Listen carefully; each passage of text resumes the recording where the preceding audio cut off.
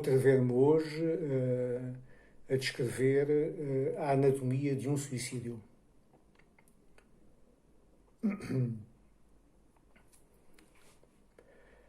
O suicídio, esse ato de causar a própria morte de forma intencional, deriva de um problema do foro mental que, por sua vez, emana de algum tipo de sofrimento insuportável. Há neste ato um intrincado padrão inerente que vou tentar escalpelizar. E atrevo-me a fazê-lo, pois já fui testemunha involuntária de um desses atos deslocados que passarei a expor mais à frente, caso ainda faça sentido para o tema vertente, que é a tal anatomia do suicídio. Começarei por descrever o perfil de um suicidário, da pessoa que pensa suicidar-se, tirar a própria vida. O candidato a suicida culpabiliza-se, entre aspas, vitimiza-se pela situação que enfrenta e que vai despolutar todo este processo. Processo esse que é equivalente, em termos simplistas, ao enchimento de um balão que, a determinada altura, acaba por rebentar. Já não consegue suportar mais ar no seu interior, nos seus limites internos, e acaba por rebentar. Este é, de facto, algo que pode descrever bem o tipo de ação que eu estou aqui a tratar. Há então uma mente que se divide, se desfragmenta, e a verdade é que ninguém pode fugir de si mesmo fisicamente. É uma impossibilidade. Contudo, do ponto de vista energético e do ponto de vista mental, sim, isso é absolutamente possível. Pode haver e há um afastamento exagerado, um afastamento anormal,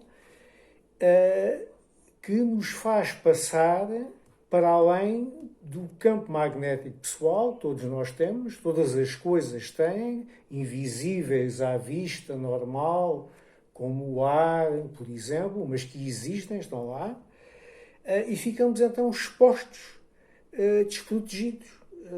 Tudo isto é absolutamente mensurável, não é?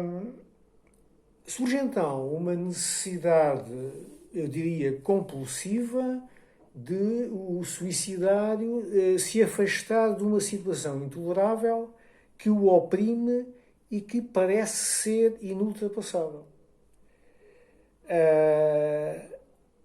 E o drama de tudo isto é que a explicação para esse estado terminal, digamos assim, é bastante lógica e simples, como passaria a descrever. Em tese, o doente fixa-se então no seu problema, e digo doente porque essas pessoas, apesar de continuarem a fazer uma vida aparentemente normal, de continuarem a sorrir, a conviver, eventualmente a dar entrevistas, se forem pessoas da sociedade, das televisões, essas pessoas deixam de estar presentes. Exibem um sorriso permanente, tal derradeira máscara que pensam que os protege.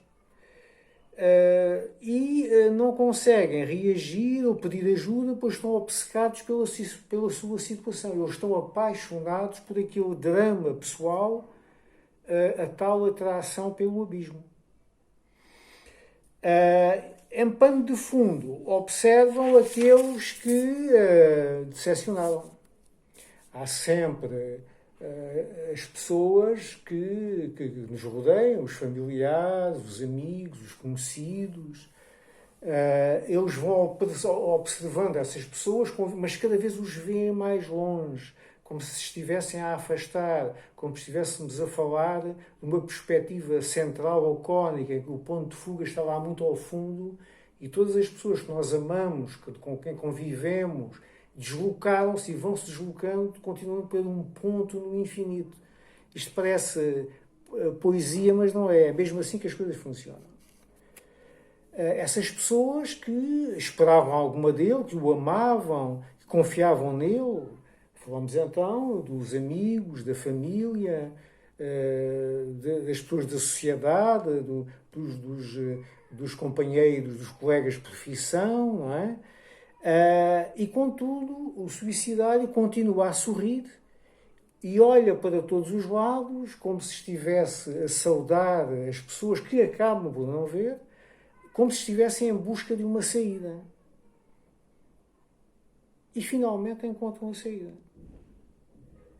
Não é um ato irrefletido. Nenhum suicidário se pensa suicidar ao meio-dia e falo às 11 da manhã, decide que se vai suicidar depois do almoço. Não é assim. Não é um ato irrefletido. É pensado, leva tempo. E a certa altura começa a notar-se um certo alívio na pessoa, como se a crise tivesse passado. Daí toda a gente dizer, quando confrontada com a inevitabilidade, mas ele parecia tão satisfeito com a vida, tinha alguns problemas, sim, mas estava até no dia anterior, falou connosco a sorrir, estava muito entusiasmado com o seu trabalho. Tudo isso é fachada e faz parte do ritual. Portanto, não é um ato irrefletido, é pensado, leva tempo e a certa altura nota-se o tal alívio, como se a crise tivesse passado. E esse alívio deveria ser interpretado corretamente e não é. Não é porque aqueles que rodeiam a pessoa doente, a pessoa em causa, veem naquela aparente mudança de visual, no afrouxamento da atenção, uma espécie de cura, mas não é assim. Não é assim. E este jogo mental é uma autêntica roleta russa, porque a qualquer altura pode haver um clique e a pessoa atenta contra a sua própria vida. Obviamente que qualquer pessoa normal, digamos assim, normal entre aspas, não é? Quando está descontente com algo, com alguém, quando se encontra numa situação difícil, a nível pessoal ou social, não se suicida. Senão, todos os dias suicidariam milhões e milhões de pessoas. Quem é que não tem problemas? Quem é que não vê o fim da linha ou de um relacionamento amoroso ou de um relacionamento profissional e começa a questionar a sua existência? Mas isso não é facto, não é razão para a pessoa atentar contra a própria vida. O que é que faz a pessoa dita normal?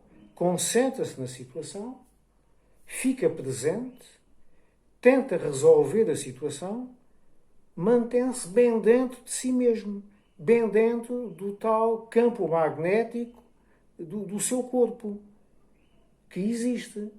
O problema é quando estamos demasiado afastados, é como, no fundo, a imagem é como se um planeta se afastasse perigosamente do outro em torno do qual gira, e há um certo limite que faz com que ele se afaste definitivamente. Este é o exemplo. A Lua, por exemplo, está à distância ótima da Terra para poder gravitar na sua volta, 28 dias por cada mês, não é? Dá uma volta, 28 dias por cada volta, não é? Por cada rotação, por cada translação.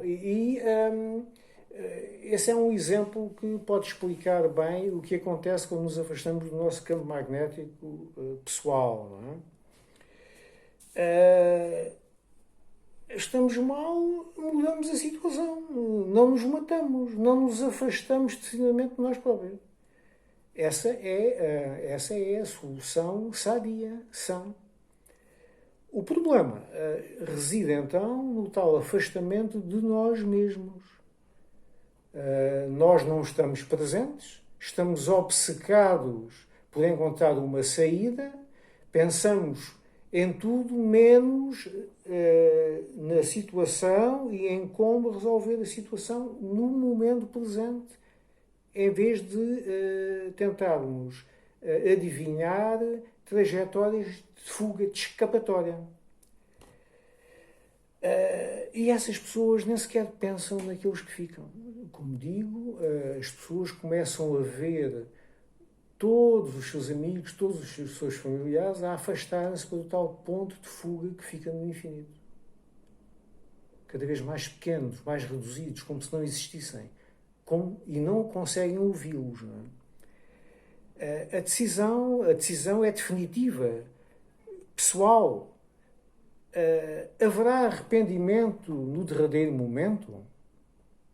Bom, aqui devo voltar um pouco atrás, quando eu disse que presenciei uma situação que ainda hoje me incomoda, há muito tempo, há muitos anos, quando eu trabalhava numa multinacional americana na zona de Palmela.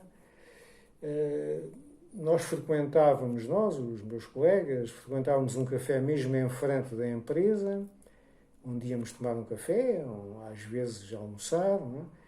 E uma vez fomos confrontados com algo inenarrável. O dono, que era uma pessoa absolutamente fascinante, que lá está, não denotava problema algum, meteu-se na cozinha do restaurante, quando estavam lá os clientes todos, meteu a caçadeira nesta zona de baixo aqui do queixo e disparou. Disparou, mas acabou por se safar. Como que por milagre, ou arrependeu-se no último momento e apenas levou o queixo, mais o nariz ou algo que o valha, não destruiu o cérebro, acabou por sobreviver, e depois disso, meses mais tarde, ele confessou que adorava a vida, que tinha feito, aquilo era um ato irrefletido. Qual é a explicação? O choque de ter assistido ao seu fim, de ter visto a situação em que estava, de não ter morrido e ter visto tudo aquilo, foi o tal impulso que ele precisava para regressar ao seu campo pessoal, ao seu campo magnético. E viu, só assim é que viu que aquilo era de facto uma saída má, não é? Houve então como que uma epifania que lhe devolveu a serenidade, não é? O problema é que a forma que as pessoas escolhem para tirar a vida a si próprias geralmente é definitiva, não é? O medo da vida leva a que essa pessoa abrace a morte. Será como que uma libertação? Até e os que ficam? Haverá algum arrependimento no derradeiro momento? Deve haver, porque aquele exemplo que eu aqui expus demonstrou que sim, que de facto houve qualquer coisa que modificou aquela pessoa, não é? E ele disse-me depois, na altura, algo extraordinário. Ele tinha a cara refeita, fez montes de plásticas, e visitei-o alguns anos depois. Já não tinha o seu restaurante, mas tinha outro tipo de atividade. E ele disse uma coisa extraordinária, que a queda para o abismo pode ser uma experiência extraordinária. Aquela libertação, acabar nos problemas. O problema é o embate no chão. O problema é quando a gente chega ao chão, não é? Mas, como vimos, há sempre uma saída. Há sempre uma janela que se abre. Bom, desde que não a usem para saltar para a calçada, obviamente.